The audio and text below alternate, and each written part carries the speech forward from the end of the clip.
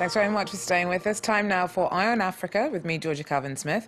Tonight, South Sudanese rebels are accused of having attacked government positions in 2 states. The unrest undermines a ceasefire signed last week that many hoped would lead to an end to 13 months of conflict.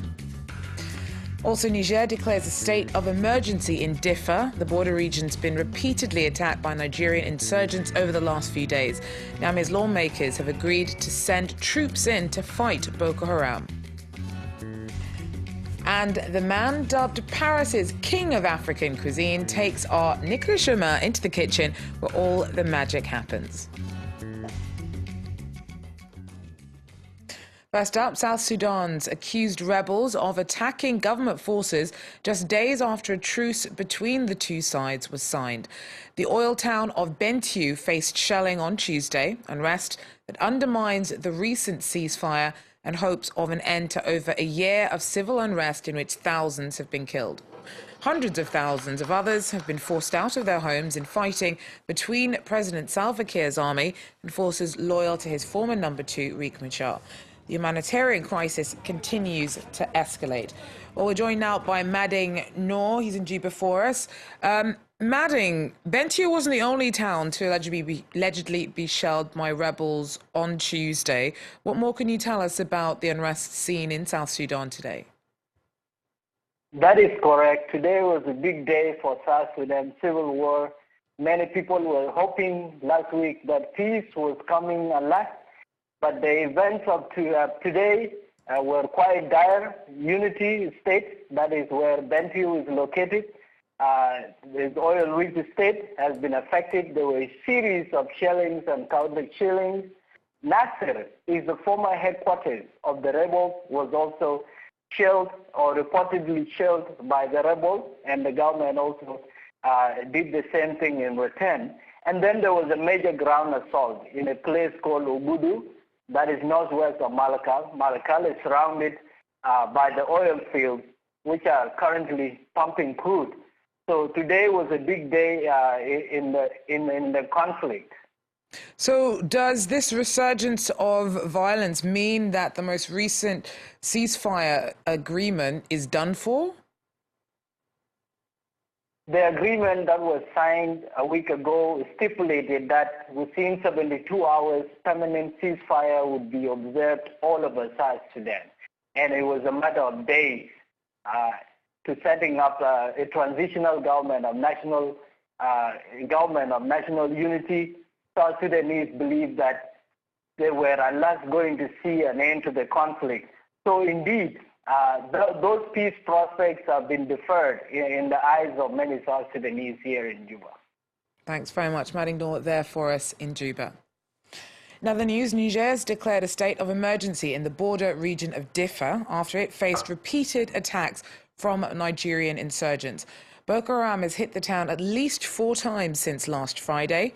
Nigerian MPs have unanimously approved sending troops in to support a regional offensive against Boko Haram.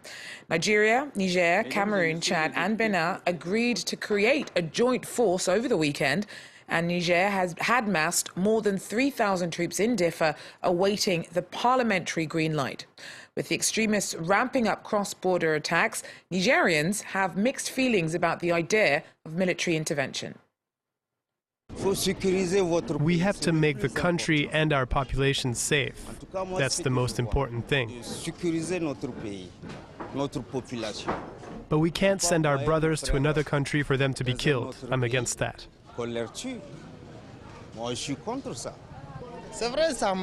It really shocked me because it's our territory that's being hit.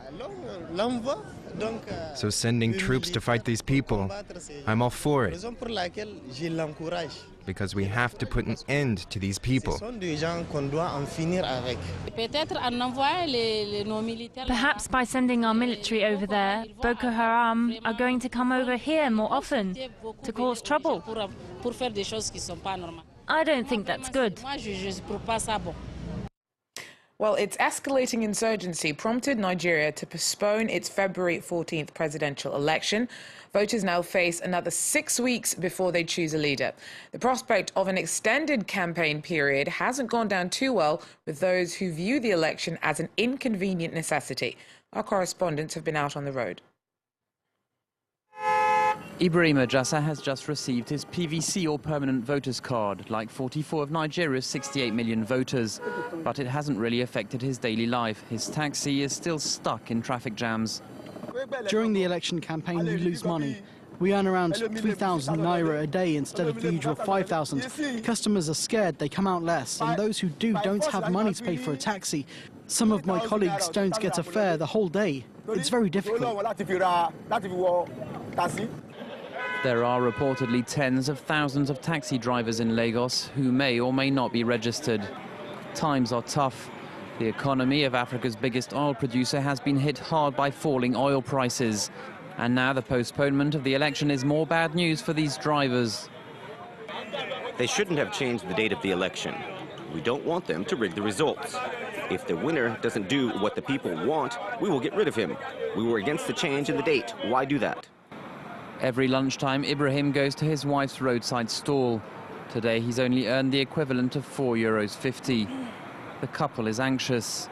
The family of 6 live in one room. Ibrahim gets up at 4 in the morning and works till 10 p.m.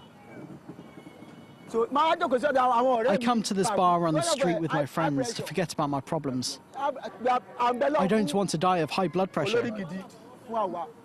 We pray to God that the elections will produce a good leader for Nigeria, one who cares about us, the people.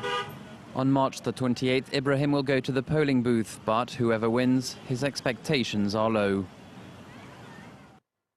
UN human rights bosses have flagged up their concern about the hundreds of people still being detained in DRC 3 weeks after fatal anti-government protests. Amongst them is rights activist Christopher Goyi. Since he was arrested, his family have heard nothing of his fate until today. Our correspondent sent us this report. Accompanied by policemen, Christopher Ngoyi was presented to the public. The human rights activist sat opposite ministers and security officials. He was arrested 3 weeks ago and had not been seen since by his family and friends. This hasn't been staged. It's a necessary procedure. If I'd gone on TV and on the radio and said Christopher Ngoyi is alive, who would have believed me? I therefore had to show him in public. It's not a setup. The hearing lasted less than an hour. Ngoyi was accused of several crimes, among them of being a threat to state security. His declared aim was to topple the institutions of the Republic. These accusations were firmly rejected by his son Patrick. He is one of his father's lawyers. Ça nous inquiète profondément. We are deeply worried because he was not involved in any scandal. When the police raided his house, he wasn't even there. It's a judicial cover-up, and we hope the judges in charge of this case will be honest. After 3 long weeks, Christopher Ngoyi was happy to meet his supporters. We will keep on fighting till the end. I'm proud of you. I was in the doldrums. I was kidnapped, and now I'm happy to face justice. He will soon meet the state prosecutor, and his trial should start shortly afterwards. Now for something to get your taste buds going, Iron Africa's Nicolas German has been to meet a Parisian chef some have dubbed the king of African cuisine in the city. He had a sample of the good stuff. Take a look. Today's special is lamb shank with a saka sauce and chikwang chips. For 20 years now, Alexandre Belaola has been busy working in his restaurant in Montreuil outside Paris. His recipes are both European and African. This celebrated chef has written several books. Here he also prepares some classic dishes from the continent like mafé and thieboudienne. My cuisine is Pan-African. That's very important for me, because before being Cameroonian, it's Pan-African. He believes several reasons explain why African cuisine is less well known around the world than Asian cooking. Presque tous les produits de la cuisine africaine sont bruts. Nearly all the ingredients are fresh. None of it is pre-prepared. It takes a long time for the chefs to get everything ready, yet people are always in a hurry here. But in Africa, we have more time. His wife, the witty Vicky, manages the restaurant. We have the menu called Illegal Worker, first and main course, and the charter flight menu, you get all 3 courses. Many customers have come here for years, but not only for the food. Vicky creates a special atmosphere. For instance, once a month, a storyteller comes.